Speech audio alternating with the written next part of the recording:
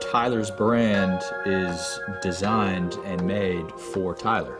I really just make what I'm into at the moment. I'm surprised that people buy this shit in general. Some shit sells out in 2 seconds, some shit doesn't, but the fact that people even buy it is crazy. I personally make every piece for me to wear. So the fact that people buy it and it's not really what's considered in right now is really a shocker to me. I'm fucking hyped. Tyler's mind is quick, and he is constantly changing and adapting and creating new things. It's cool to just throw what I think is cool into the world. You're wearing bright, crazy, wacky-looking clothes that Tyler wears in the public and on stage. I don't think we're like any other clothing company. From Tyler's notebook to the realization of the product, it's a twofold process. From Tyler's sketch, we look it over, what it's going to be made of, what colors, what type of material, where the stitches are going to go. Feels great, because that nigga does the shit that I don't know what the fuck to do. From the tech stuff to making sure we get shit done to actually letting me know what is possible and what's not possible to make. Tyler's process is all over the board. Middle of the day, in the middle of the night, like I'll get texts at 3 in the morning. He'll kind of like throw ideas at me, and the ones that seem to like generate some energy we'll really work on and kind of develop. I'm like, let's make pink and blue fucking concrete jackets. And he's like, nigga, we can't. But it's kind of like interpreting his drawing or his vision or his idea and making it into something that looks a little more like a real object. He's a very important factor in how the brand goes. Tell us about the story of the flame shirt, man. Oh, man. The story of the flame shirt.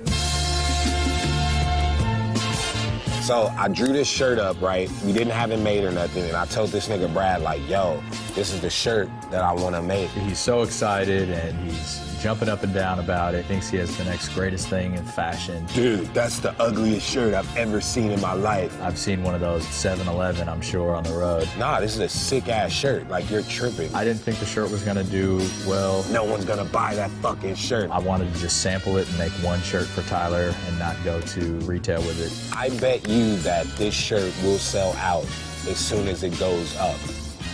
And if I win, you gotta suck my toes on stage. I didn't know that Tyler was gonna wear the shirt on the cover of his album and market this piece of clothing more than he's ever done in his entire life, with videos and photo shoots and interviews. Nigga, that bitch sold out in like 30 seconds the second time we restocked it and put it up. Brad, you're a fucking idiot and you gotta suck my toes.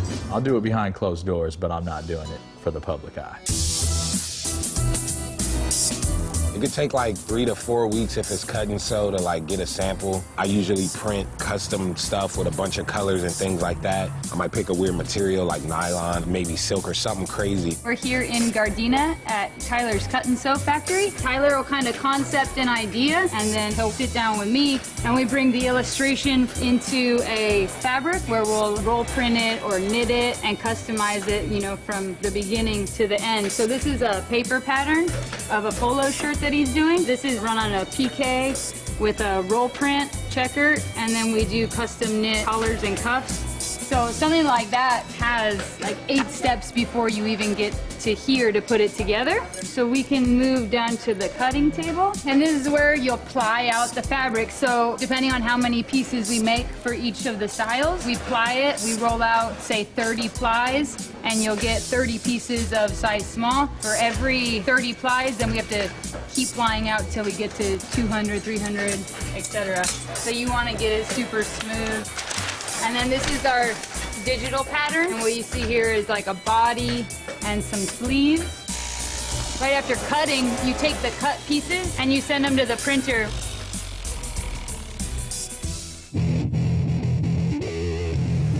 My name's Houston. I'm here at Ocean Air Sportswear. This is where we do all the Tyler's screen printing for his t-shirts, and I'm gonna take you through the process from start to finish. This is our art room. This is where we would get the artwork from Phil. We would do our color separations. Basically means we separate each color so we can print each different film onto a screen that's gonna be placed on the t-shirt.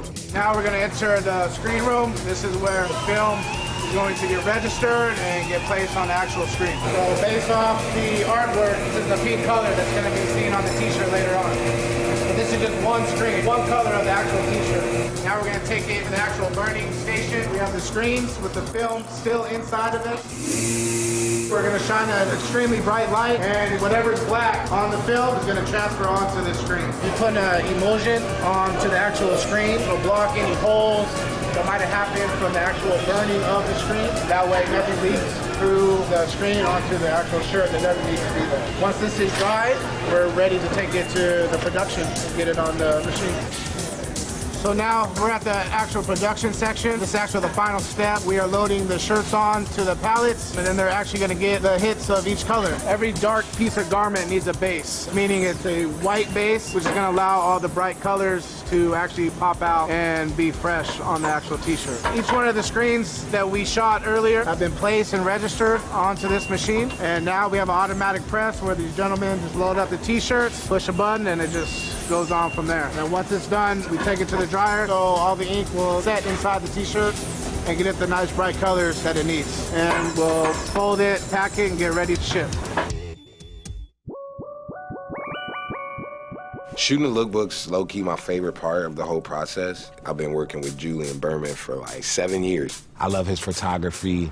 You mix that with my color palettes and the way that I see things and my vision. You know, we'll select a color scheme. There's not really any mood boarding or meeting. We kind of understand each other when it comes to, you know, that type of stuff. And every project we've done has just kept getting better and better. We're a lot more organic. We don't have teams. We don't have hair and makeup. We shoot in Tyler's bedroom of his house. We don't need a studio. And the people I get for my lookbooks usually kind of represent the clothes. They have personality and kind of just don't give a fuck. They just wild. Fuck. I guess with like other shoots, just kind of gets really boring and like you don't do anything cool.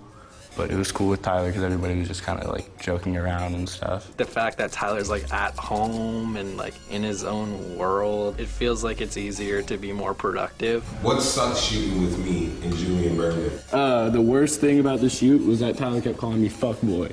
No, cockboy. Cockboy. The worst name I've ever been called. And I was sad inside, but I wasn't showing it. Nigga, you cried in the bathroom. You're not supposed to fucking tell them that.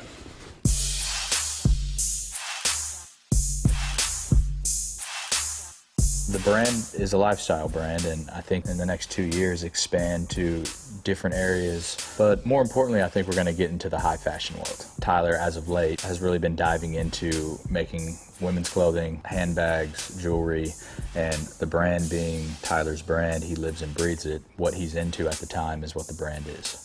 Seeing Golf Wang in all these different publications was really cool to me because it's like stay to myself, stay with my vision, stay doing what I like, and infiltrating that world. I got in a Vogue wearing shorts and a striped shirt. It didn't lose any of the coolness that it originally had, and all the passion was still there. It's like Prince. Prince just made really cool songs and they ended up being hits.